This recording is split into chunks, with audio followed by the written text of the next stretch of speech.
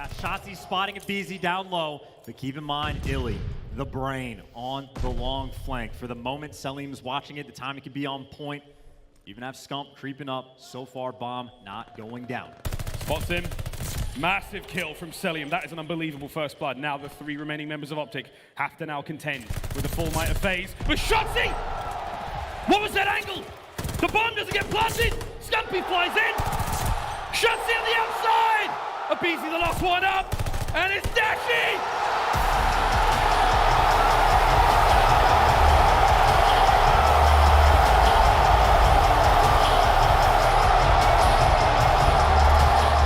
What an absolutely unbelievable moment for all of the Green Wall and for Call of Duty in general. It's only fitting that after all of the struggles last year and not having the success that they wanted, even back to the MW season, what a great story for the Green Wall and for the fans of OpTic. So in this one, we're going to go through, we're going to break down each of those maps. I'm going to go the rest of this week and take each map. We're gonna play through it. I'm gonna show you what the breakdowns were, what the strategy was like, because from the first map to the 7th, OpTic was on point, and I'll even say this is the most well prepared I have ever seen an OpTic team in Search and Destroy. It has always been the story with OpTic that respawns most of the time, just based off of pure gun skill, they've been able to shred and beat teams in those respawn game modes.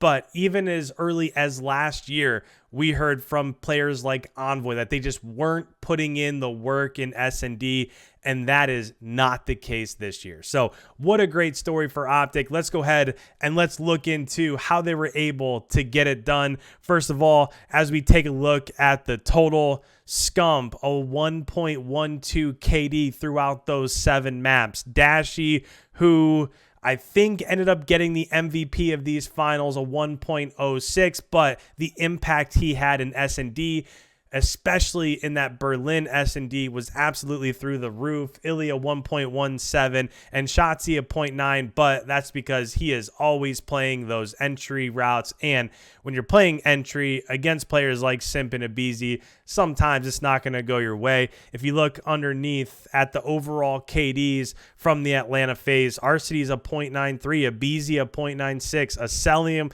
a 1.12, and then Simp a 0.8 KD overall. And in grand finals, I'm not quite sure we've ever seen this collection of players from the Atlanta FaZe play in this regard. So overall, from top to bottom, whether it was the S&Ds, whether it was respawns, OpTic had Atlanta FaZe's number, and they, without a doubt, deserve to be the champion here in this first OpTic major. Let's go through each of the game modes here. The first one was the Gavutu Hardpoint, and this really wasn't close at all. It was 250 to 130, basically from beginning to end. OpTic absolutely controlled this Gavutu Hardpoint. This is the map where Shotzi and Illy absolutely went off, and to me, this Gavutu Hardpoint really kind of set the pace for what we were going to see throughout the majority and the rest of these finals, with Illy coming out, being able to hold rotations by himself. Shotzi was an absolute menace on the map, and when you look at the overall KDs from those players from the Atlanta FaZe, Arcity's was 9 and 23. And when you have Illy and you have Dashi, didn't have a great map, but when you have Illy and you have Shotzi, an SMG player on a map like Gavutu, putting up numbers like that, it's definitely going to put you on your back foot. So overall, that first map was an absolute blowout for OpTic Gaming. The next, the Desert Siege S&D, in the end, it just came down to the Atlanta FaZe clutching up. But you look at the KDs overall, Dashi played really well. We mentioned it in the open that Dashi talking about, getting the finals MVP or whatever. He really made his money in S&D, so he had a 1.4. But other than that, Shotzi wasn't able to win those battles for the first bloods, as if you look underneath, aBeZy was 13-7 for this map. And when you let aBeZy come out and go 13-7 in an S&D, it's probably not going to go your way, because that means over and over again, you're putting your team, or he's putting your team, in a man down disadvantage. And if that happens against a team like the Atlanta FaZe, it's really tough to win. But even so, OpTic was able to get bombed down in that round 11, and it just didn't pan out for them once they did get into that post bomb down scenario. So you gotta give it to Atlanta FaZe for clutching up in that round 11. But even with that said, this was a really tight map, and if this one also went OpTic's way, now all of a sudden OpTic is up 2-0 going into the Gavutu control that they won 3-2 in this one also. Now, I do want to preface this by saying we did see some controversy in that round 5. If you check Twitter, Arcity's basically a minute or two after this match was over, went to Twitter to say they were up 14-5 in this round 5 control, and that's when he started to lag out. So it's not even so much so that it happened right towards the end. If that doesn't go the way that it did, Atlanta FaZe probably wins this map. And then if they go up 2-1, I know the Hardpoint didn't go their way, but still, this would have been way more likely to force a Game 9. And if you force a Game 9 against Atlanta FaZe in an S&D map that they're really good at, then who knows what the outcome would have been. So maybe just a tiny bit of controversy there, but still, they were able to fix the scenario, and then they played that last round again, and OpTic just blew them out of the water. So yes, unfortunate. I know there was a round that went Atlanta's way, but sometimes that's just the way that it goes. Scump, a 1.35. Illy, a 1.28. You look at Celium went off, but again, you have aBeZy, you have Simp, a 0.73, a 0.82. I mean, those guys are going -7. Arcity's -6.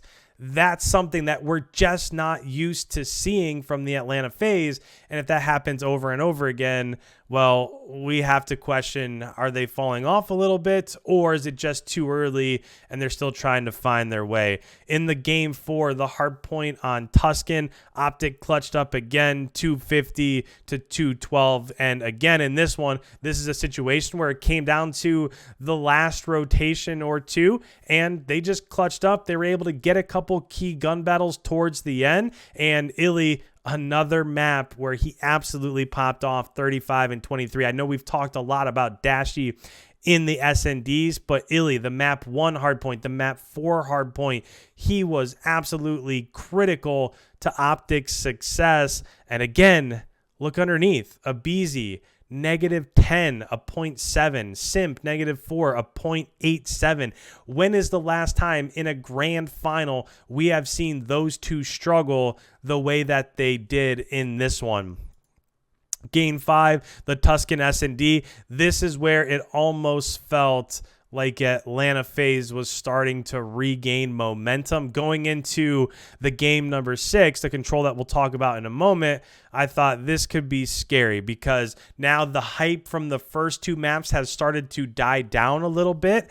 And with a pretty convincing S&D win, and you couple that into a control map, you just never know how that transition and how that team morale and all of that is going to follow over into that game 6. So the S&D, I mean, what can you say? Celium 7-2, aBeZy 8-4, Arcity is 11-4. They just looked like the better Tuscan S&D, and that's what happens when you have a total of 10 maps, right? There are only 10 maps and mode combinations that you can play in this game right now. So you're going to end up playing some maps and modes that you're not great at. And that's just what happened here in this game number 5, which took us into control on Tuscan. And again, there were multiple times where it looked like, even in that round 5, Atlanta FaZe was about to get a break. They hopped onto the point, and then they just went all 4 down. And it's something that we're not used to seeing out of Atlanta FaZe, right?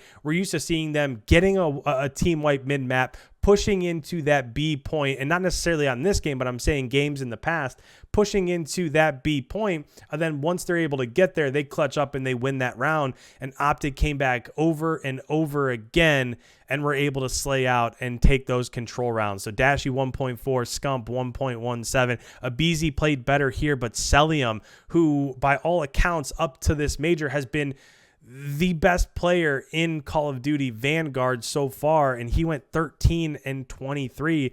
Just not the typical performances that we're used to seeing out of the Atlanta FaZe, which takes us to the last map, the Berlin S&D, and this I was a bit worried. So I tweeted out right before this that this is a map that OpTic had to win, because if they didn't win this, it would have been Berlin Hardpoint, and OpTic was 0-3 so far this year on Berlin Hardpoint. And if you lose map 7 and you lose map 8 and you're going into a final S&D against a FaZe team that just won back-to-back maps, I was nervous about what would have happened there. But you got to give it up for Dashy, 9 and 5, Scump 9 and 6, and this isn't going to show on any stat sheet anywhere, but Shotzzy being able to pick out that Atlanta FaZe was rushing the bottom bomb site over towards A on the bottom side of the map and getting out of dodge, going up to top fire and seeing a line of sight that we really haven't seen before. Arcity started to put the bomb down and Shotzzy was able to get that kill, and then he immediately repositioned through that bottom door to get a double kill, and that basically ended up putting a wrap and a bow on that last map. I mean, it was just a great individual play from Shotzzy, and you look at this and he went 4 and 7, but he made that final play. But you got to give it up to the vets on that squad, Scump and Dashy, and overall, what an unbelievable feeling for those two. So here over the next week or so, I'm going to take one of these maps each, and we're going to go through, we're going to break it down. I'm going to draw on the mini map. I'm going to show you exactly how OpTic was able to turn this around to gain advantage in each of these maps, and that'll lead us into the next major, which will be in Minnesota. So if you're new around here, you enjoy this sort of content, you want to see some in-depth strategies, make sure you hit that subscribe button, leave a like, share this if you don't mind, as it really helps out the channel. Thank you guys so much. Hope you enjoyed the first major, and we'll get you all set heading into major number 2.